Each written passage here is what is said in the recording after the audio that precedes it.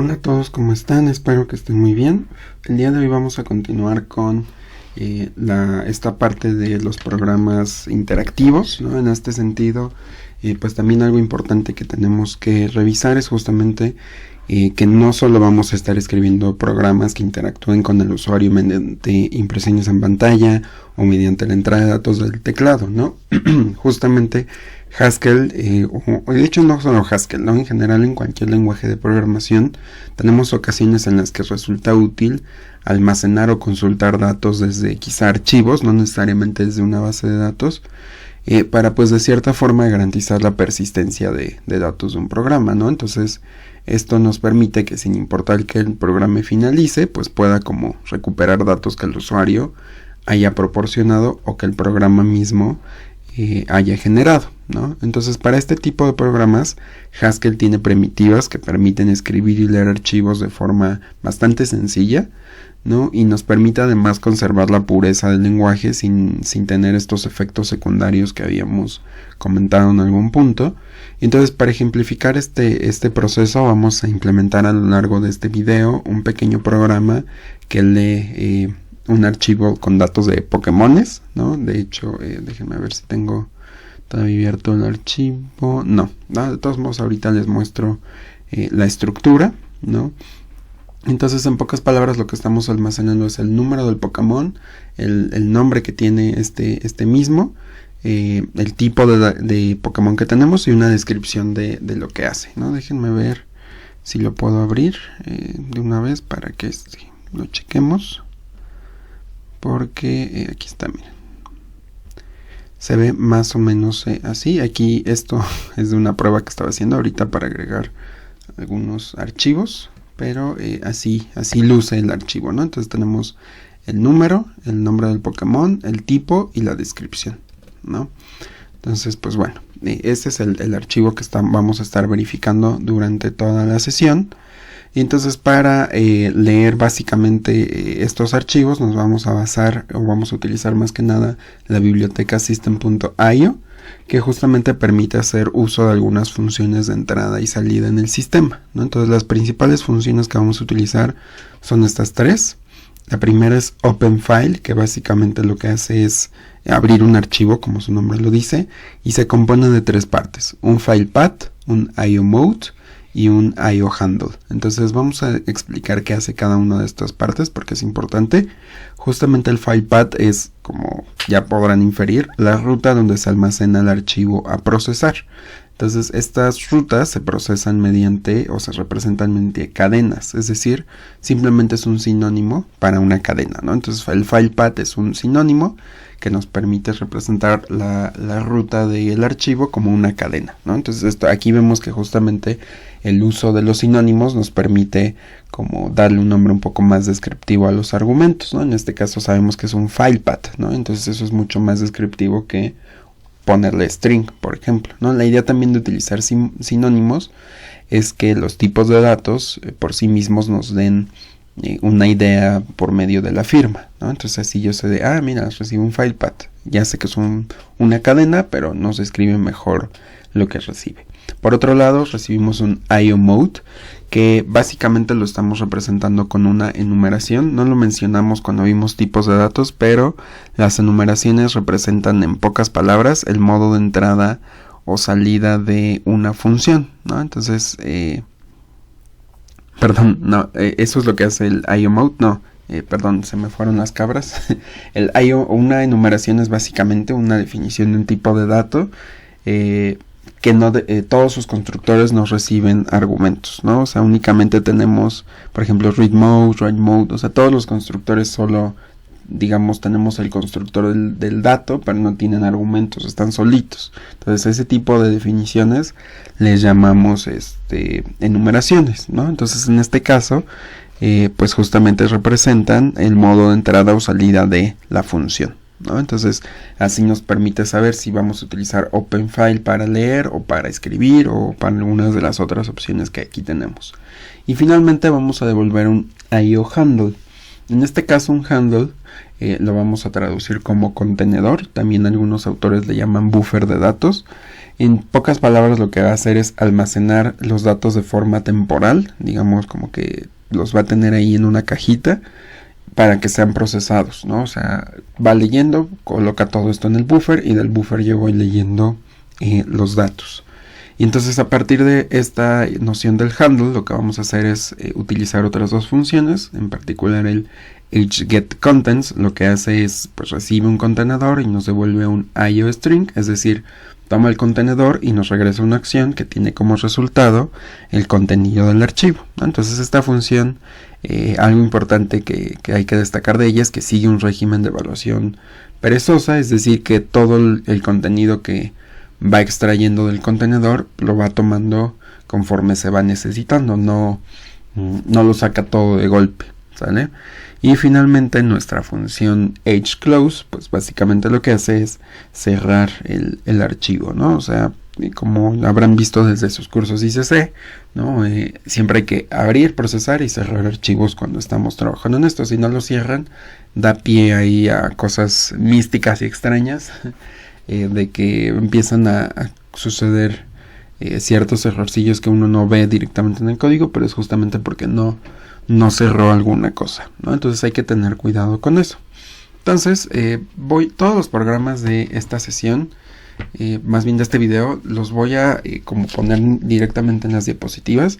Podremos ejecutar aquí algunos, pero son bastante largos, ¿no? Entonces si me pongo a codificarlos y después a ejecutar y ver qué devuelven, nos vamos a tardar muchísimo, ¿no? Entonces para evitarnos eso, voy a poner aquí las funciones, las voy a explicar un poquito con detalle y les mostraré un ejemplo de salida, pero no vamos a ponernos a programarlos porque aparte necesitamos instalar ciertas dependencias, entonces también tendría que explicarles como toda esta parte y esperarnos a que se instalen, ¿no? Entonces esto haría que el video sea muy largo, entonces para evitarnos eso simplemente vamos a explicar las funciones, ¿no? Ustedes si quieren en las notas les pongo el código y les mando el archivo de Haskell para que después lo prueben en su casa, bueno, en su equipo más bien, y ya, ¿no? Entonces así para que el video no dure tanto, ¿no? Entonces vamos a hacer un programa que lea un archivo. Entonces este archivo, en pocas palabras, como ya habíamos dicho, más bien este programa, como ya habíamos dicho, necesitamos importar las bibliotecas system.io. Entonces es una función que nos va a abrir el contenido de nuestro archivo de Pokémones que ya estábamos viendo hace ratito. Nos va a mostrar su contenido y lo va a cerrar. Entonces, si lo único que quiero es mostrar el contenido, no quiero extraer nada de ahí, no quiero devolver nada, pues nos conviene más generar un IO unit, ¿no? Justamente para indicarle, oye, no está devolviendo nada, ¿no? Entonces, utilizando do, vamos a utilizar justamente todas estas operaciones de entrada y salida. Entonces, lo primero es utilizar el open file, que como recordarán, recibe un file path, un IO mode y un IO handle. Entonces más bien nos devuelve un IO handle. Entonces lo que estamos indicándoles, mira, este es el path, en este caso estamos considerando que el archivo está en la misma ruta del programa y le estamos diciendo que utilice el modo de lectura, ¿no? Entonces únicamente vamos a utilizar este open file para leer el archivo. Entonces aquí nos está devolviendo el contenedor, por eso le puse como nombre esa variable para que sepamos que ahí tenemos el contenedor. Y entonces de ese contenedor yo necesito sacar el contenido, ¿no? Entonces para eso utilizamos hGetContents, ¿no? Y eso lo guardamos en una variable de contenido. Entonces recordemos que hGetContents nos devuelve un IOString, ¿no? Entonces justamente ese string lo estoy guardando en esta variable. Cuando le hago putString nos muestra el resultado y finalmente cerramos el contenedor para que ya no haya ningún problema. Y entonces definimos una función main como en las lecciones pasadas, donde pues simplemente nos devuelve un IO unit, que justamente corresponde con el tipo de dato de la función que va a llevar el control, que en este caso es lector de datos. Entonces cada que el usuario teclee main, vamos a mandar a llamar a la función lector datos, ¿no? Entonces un ejemplo de salida, yo escribo main y me muestra básicamente todo el contenido del archivo, que es justamente este, ¿no? Es el que les estaba mostrando hace unos momentos. Ok. Entonces vamos a hacer, perdón, creo que esta diapositiva la puse antes o se duplicó. No, ok, bueno, la moví y creo que la moví en una parte antes de hacer el siguiente programa. Vamos a hablar de otras funciones que son útiles sobre los contenedores y que nos van a hacer la vida más fácil, adicionales de las que ya acabábamos de ver. Entonces, hGetLine básicamente lo que hace es recibe un contenedor y nos devuelve un IOString. Entonces lo que hace es lee una línea del archivo que está almacenando en el contenedor. Entonces va en el contenedor y le dice dame una línea. Entonces por eso aquí vemos como lo perezoso, no me está diciendo tráeme todo, ¿no? Sino que simplemente es, oye, tráeme una línea, ¿no? También podemos agregarle cosas a ese contenedor. Le podemos decir, mira, oye, pon una cadena. Entonces necesitamos el contenedor, la cadena que vamos a añadir, y al final no nos devuelve nada, simplemente es un IO unit. Y pues tenemos justamente la misma operación, pero que la añada poniendo un salto de línea, que sería el hPutStringLine. Y finalmente también tenemos un hGetChar, que lo vamos a estar utilizando. Recibe un contenedor y me da el siguiente char que tiene ahí almacenado, ¿no? Entonces son bastante sencillas, son sobre contenedores, pero pues evidentemente también deberíamos poder hacer esto directamente desde el archivo. Entonces, además de nuestro OpenFile, tenemos otras operaciones, como por ejemplo el readFile, que de hecho son como análogas, ¿no? O sea, así nos estamos evitando utilizar el OpenFile y ponerle el modo, ¿no? ¿Se acuerdan que teníamos que especificar el IO mode? Podemos omitirlo utilizando únicamente estas funciones directamente. Digo, son otras funciones, pero hacen básicamente lo mismo, ¿no? ReadFile lo que hace es toma la ruta del archivo, crea un contenedor, ¿no? O sea, ya lo crea directamente. Si se dan cuenta, aquí ya no nos devuelve un IO handle, ¿no? Como el OpenFile. Entonces aquí ya nada más tenemos el string, ¿no? Entonces toma el archivo, crea el contenedor, envuelve todo el contenido en una acción de entrada y salida, que justamente es una cadena, y cierra automáticamente el archivo, ¿no? Y así ya no nos peleamos con el close ni nada por el estilo, ¿no? Por el otro lado tenemos el writeFile, que hace exactamente lo mismo, toma la ruta del archivo y una cadena que escribir en el mismo y nos devuelve una acción de entrada y salida, ¿no? Si el archivo ya existe, lo va a sobreescribir. Entonces, para evitar eso, tenemos el appendFile, que en lugar de sobreescribir va agregando fracciones de texto al final, ¿no? Entonces, estas funciones nos van a servir y con ellas vamos a implementar un programa que nos permita implementar un Pokédex, ¿no? Un Pokédex muy simple, ¿no? Donde podamos hacer búsquedas por número o búsquedas por nombre, ¿no? Entonces vamos a definir algunos conceptillos. En la nota de clase les voy a poner el programa completo con comentarios y que se explique un poquito más a detalle, por si ya no se acuerdan de lo que dije en el video. Entonces, en pocas palabras, lo que yo voy a hacer es consumir o ir leyendo de poco a poco los datos que tengo almacenados en el archivo de pokemones.txt, y a partir de ahí cargar la base de datos, ¿no? Ya que la cargué, puedo empezar a hacer ciertas consultas con los datos, así de, oye, mira, quiero que busques tal cosa, oye, mira, quiero que agregues otro registro, ¿no? Entonces, lo primero que vamos a hacer es leer la base de datos. En este caso, nos va a devolver una lista de listas. ¿Por qué necesito una lista de listas? Pues justamente porque cada lista de esta lista va a representar cada uno de los Pokémones, ¿no? Entonces, es un IOString, justamente porque lo quiero utilizar con un do.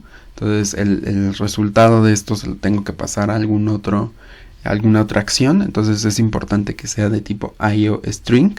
Entonces lo que estoy haciendo básicamente es leer el contenido, ¿no?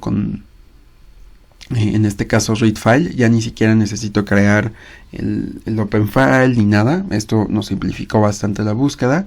Aquí tengo la variable que se llama base de datos, que básicamente lo que nos almacena es la ruta, ¿no? Entonces así las puse al principio del programa para que si en algún punto yo ya no quiero leer el archivo de Pokémones o moví ese archivo, pues nada más cambié la ruta y ya no tenga que estar modificando el programa directamente, ¿no? Entonces esta variable contiene la ruta de donde está almacenado nuestro archivo txt. Entonces lo leo y tengo el contenido aquí. Entonces a ese contenido le voy a aplicar un split.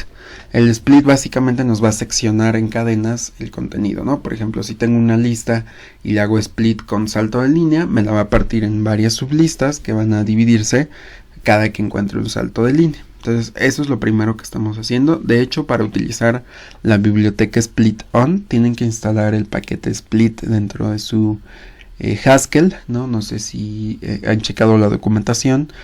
Cuando uno instala Haskell, le instala un gestor de paquetes que se llama Cabal. Entonces con Cabal nada más pónganle Cabal install split. Si quieren les pasamos después una referencia del uso de Cabal para que la puedan utilizar.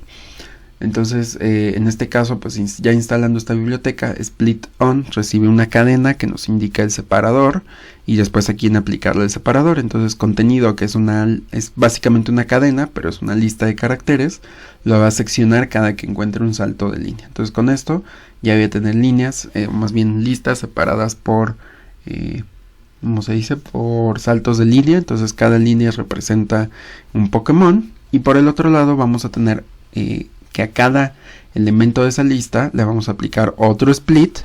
Por eso estamos utilizando map por pipes, ¿no? Justo porque los datos de los Pokémones están separados por pipes. Entonces en cada lista voy a tener una lista que contiene los elementos del Pokémon separados por comas, ¿no? Entonces pues bueno, eso es lo que hace la función carga base.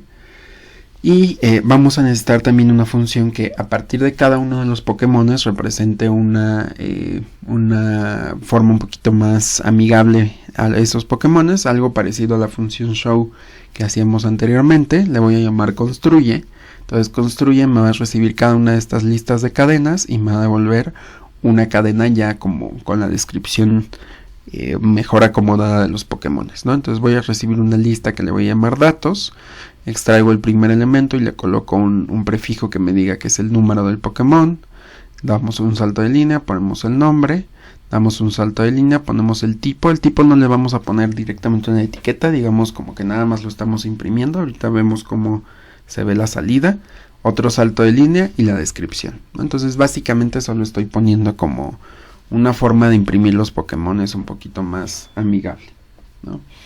Entonces otra función que necesitamos es justamente pues la de buscar un Pokémon.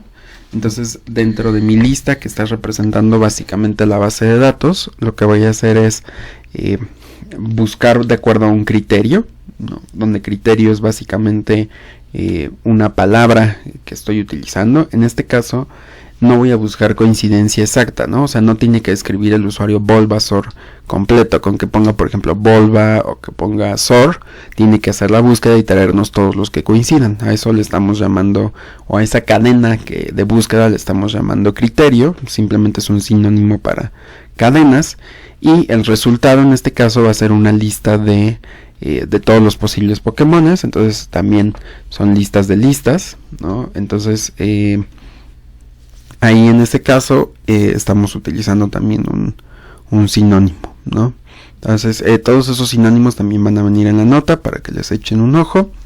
Entonces si yo busco en una lista vacía por cualquier criterio, pues evidentemente no va a haber ningún Pokémon. Entonces devolvemos la lista vacía.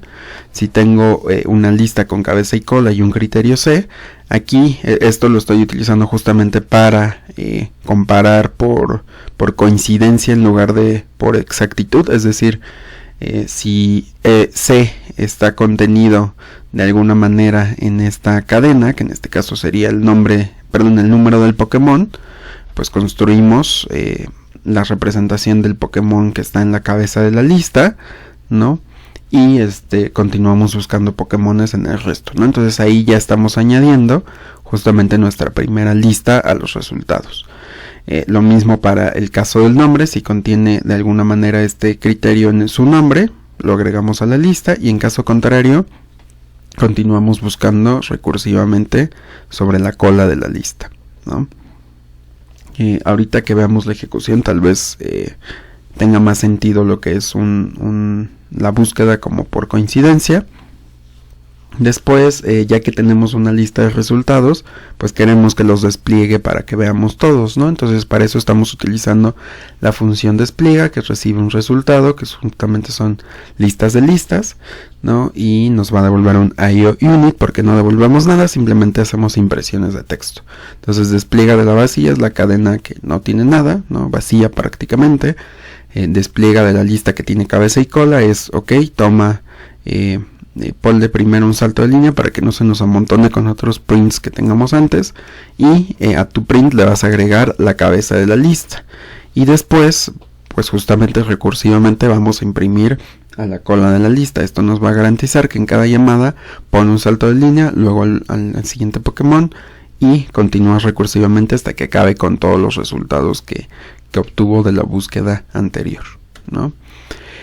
Y pues el usuario nos va a indicar qué operación quiere hacer, que podría ser una búsqueda, podría ser también ¿cómo se dice? Bueno, en este caso solo hemos definido la búsqueda, pero más adelante veremos cómo añadir Pokémones. Entonces la función selecciona básicamente lo que hace es, yo le pongo un criterio, que puede ser un nombre o puede ser un número, y nos ayuda como a integrar todas las funciones que acabamos de hacer, tanto el despliegue como la búsqueda, ¿no? Entonces básicamente lo que estoy haciendo es le estoy pidiendo un nombre o número al usuario para que pueda hacer esa búsqueda por número o por una frase que se encuentre en el nombre. Entonces el criterio lo estoy pidiendo con getLine, ¿no? Después Pokémones es carga base para que yo pueda hacer la búsqueda en la base de Pokémones por medio del criterio que me están pasando. Y si mi búsqueda resulta ser null, como es una lista, si se acuerdan, la función null nos verifica que la lista sea vacía, entonces podemos concluir que el Pokémon no fue encontrado. En caso contrario, desplegamos el resultado, ¿no? con la función despliega que acabábamos de ver. Y entonces eso es para consultar un Pokémon. Si en este caso lo quiero agregar, pues le tendré que pedir el número, el nombre, ¿no? Con sus respectivos getLine, los tipos, en este caso le indicamos que tienen que ser separados por coma, y una descripción, ¿no? Entonces al final mandamos a llamar a la función appendFile con la base de datos que ya tenemos, y construimos el Pokémon con esta construcción de listas básicamente, ¿no? Salto de línea, poner un pipe, etcétera, etcétera, ¿no? Como para separar los datos que nos está poniendo el usuario, y al final le confirmamos con un mensaje de Pokémon guardado. Entonces nuestro programa necesita preguntarle al usuario qué quiere hacer, ¿no? Consultar un Pokémon o darlo de alta. Entonces le ponemos un menú que en este caso nos va a devolver un char que representa la operación que eligió o la opción que eligió el usuario. Entonces le mostramos en este caso un menú con 3 opciones: consultar, dar de alta y salir. Entonces leo la opción con un getChar y la devuelvo, ¿no? Eso es todo lo que tengo que hacer. Entonces definimos una función procesa que a partir de lo que nos devuelva la función anterior, pues nos ejecute la función correspondiente. Entonces procesa con la opción 1 será que seleccione un Pokémon de acuerdo a los filtros que tenga que indicar en esa función. Con 2 le estoy diciendo que cree un nuevo Pokémon, y con 3 le vamos a poner un mensajillo de que está saliendo, ¿no? O sea, que se va a salir del programa, y en caso de que nos pongan cualquier otra opción, ponemos aquí un putString indicando que es una opción no válida, ¿no? Entonces ya al final la función main lo que hace va a ser integrar todo lo que pusimos. Primero con C guardamos la opción que nos muestre o que nos coloque después de mostrar el menú, procesamos esa opción que sería alguna de estas. Y además, en caso de que esa opción haya sido 3, pues después de imprimir el saliendo, le ponemos ahí otro mensajillo que nos diga adiós, ¿no? Y en caso contrario, volvemos a llamar a main para que nos vuelva a mostrar el menú, y esto sea un proceso cíclico que termine hasta que el usuario indique que ya no quiere seguir en el programa y ponga la opción 3, ¿no? Entonces, ¿cómo se ve la ejecución del programa?